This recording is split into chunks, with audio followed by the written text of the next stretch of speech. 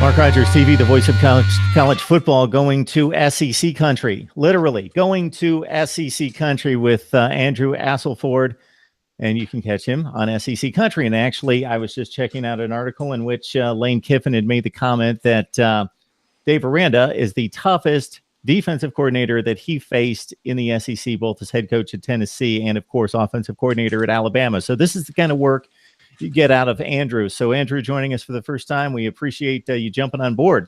Oh, happy to be here. Always fun to talk SEC football, that's for sure. Yeah, so certainly Lane Kiffin, as a head coach at the Power 5 level, still has something to prove, but as an offensive coordinator, seemed to put the right pieces in place, which some would argue is easy to do at Alabama, but it seems as though he really opened up the offense.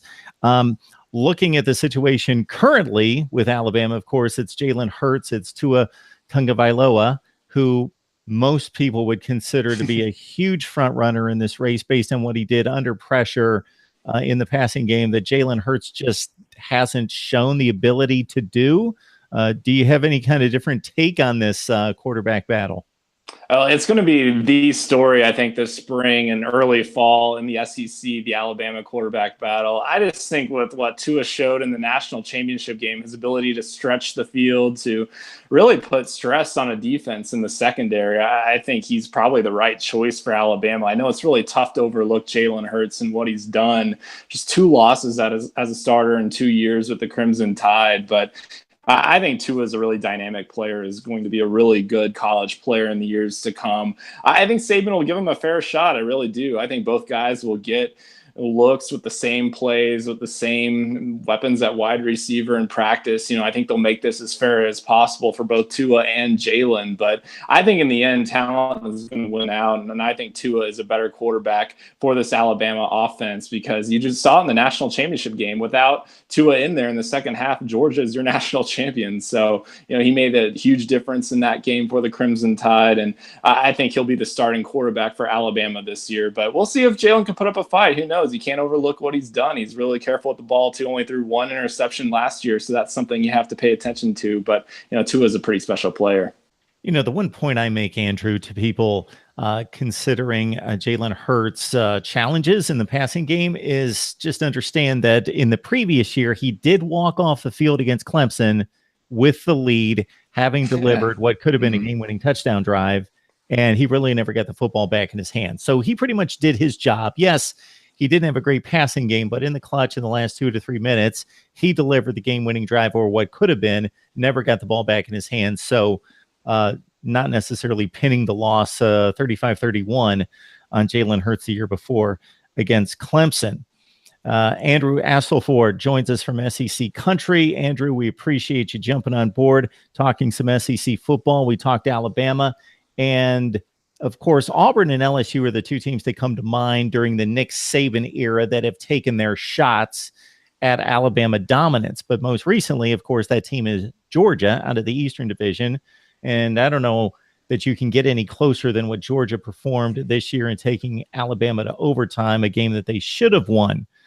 So based on the last 2 recruiting classes, despite losing a load of talent to the NFL this offseason, it just doesn't seem to me like this is going to end anytime soon. And this may be the premier matchup in the SEC for the foreseeable future, Alabama, Georgia. Oh, yeah, I totally agree. I think the SEC East is Georgia's for the taking for the next few years. I think eventually Florida will rise with Dan Mullen coming in from Mississippi State. He has a great reputation as a guy who can mold quarterbacks. We saw with Dak Prescott, saw with Nick Fitzgerald before Mullen decided to leave Starkville recently. So, I think Florida will get there eventually. But right now, what Kirby Smart has been able to do in building a giant program with the Bulldogs right now in a short amount of time, just 2 seasons, he got them to the national championship game. Like you said, nearly won it, probably should have won it. I think the Georgia chapter, as far as like building a national program, is only beginning right now. I think we saw just a glimpse last year of what the Bulldogs can become, and we saw just these dynamic young players coming into Athens right now, headlined by Justin Fields, of course, that really a talented 5-star quarterback who's going to be the face of the future, I think, for Georgia at that position. So, the Bulldogs aren't going anywhere. Of course, they came up short against Alabama. That was a tough loss for any Georgia fan, about the worst way you could lose in a high stakes situation like that. But I think Georgia will get the upper hand in time. And both Alabama and Georgia are just too good for neither side to dominate the other. I think there'll be some back and forth with this budding rivalry, and it's only going to get more exciting with time. Andrew, I've made the argument that with Georgia emerging as a dominant player on the national scene and certainly owning the East this past season by a wide margin, that there may be the most dominant team in any division in college football. I think the other team that comes to mind, based on not just the quality of the team we're talking about, but the weakness of the rest of the division, would be USC owning the Pac-12 Sure. South. Georgia, clearly the best team. As it stands right now, things change in college football very quickly. So you mentioned Florida. I would say that long term, meaning 2 to 3 years from now, that they have the resources and the head coach in place to make the best run at Georgia. But maybe South Carolina's got the. I'm not saying that they're going to challenge, but they clearly had the second best team this past season.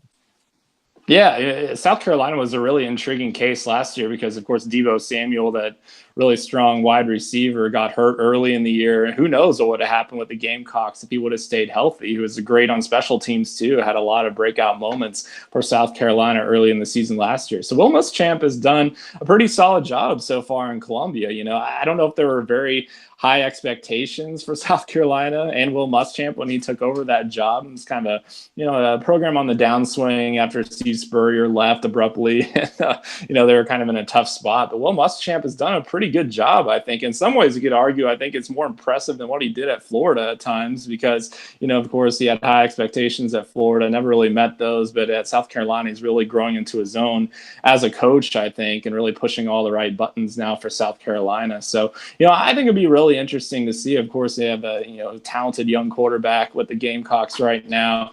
Deebo Samuel will be back healthy, and the defense too. That's Muschamp's strong suit. So I think they'll continue to be pretty strong in that area. And I still think, of course, like you said, Georgia is the favorite in the division. Will win the division again. But South Carolina, I think, can be the second best team, or at worst, third best team in that division this year. And it'll be a really fun case to see what they'll be this season.